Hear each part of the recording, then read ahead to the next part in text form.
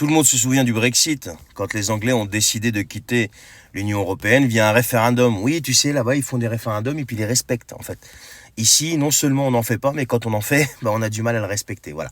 Je fais référence à 2005. Bon, bref. Donc, à l'époque, quand les Anglais ont quitté cette Union européenne, donc ils ont fait Brexit. Il y a eu tout un tas de spéculations sur l'économie anglaise, qu'elle allait se ramasser, etc. Donc depuis 2016, il y a une espèce de gros débat autour de ça, comme quoi, regardez ce qui s'est passé en Angleterre, ils ont plus de chômage, l'économie est par terre, et bla bla bla bla bla. Et le 31 octobre, eh bien, le journal des Échos, qui n'est pas réputé être un journal complotiste, eh bien, a titré « Pourquoi le Brexit n'a pas été une catastrophe pour l'économie britannique ?» Voilà.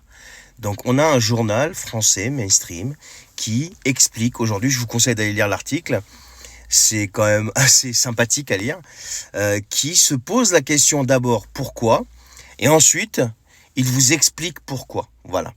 Donc, a priori, le Brexit n'a pas été une catastrophe pour l'économie britannique, comme on veut essayer de nous le faire croire depuis des années, depuis 2016. Voilà. Donc là, les médias commencent à reconnaître enfin la vérité et la réalité. Donc tout ce qu'on espère, c'est que maintenant notre tour va arriver, tu sais, que la France va faire pas Brexit, mais Frexit. Voilà. Si tu es d'accord avec le Frexit, dis-le moi en commentaire. Salut!